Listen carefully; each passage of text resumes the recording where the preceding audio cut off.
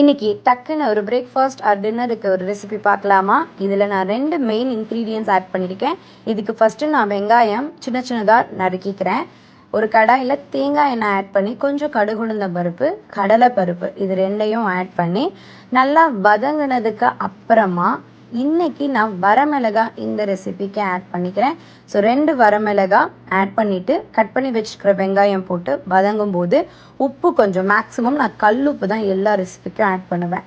So கல்லுப்பு போட்டு நல்லா வதக்கும் போது கொஞ்சமாக கருவேப்பிலை ஆட் பண்ணி இது எல்லாமே நல்லா ஒன்றா வதங்கி கண்ணாடி பதம் வரும்ல, அந்த ஸ்டேஜில் 2 தக்காளியை குட்டி குட்டியாக கட் பண்ணி ஆட் பண்ணிக்கிறேன்.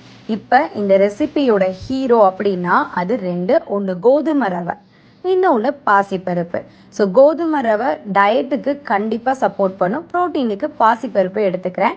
ஸோ இப்போ நான் என்ன பண்ணுறேன், 1 டம்ளர் கோதுமை ரவையை இதோட ஆட் பண்ணுறதுக்கு 2 டம்ளர் தண்ணி எடுத்துக்கிறேன். 2 டம்ளர் தண்ணி ஊற்றி நல்லா கொதிக்கும் போது 1 டம்ளர் கோதுமை ரவையை ஆட் பண்ணி கொஞ்சம் மஞ்சத்தூள் போட்டு இதை சிம்மில் வச்சிடுறேன்.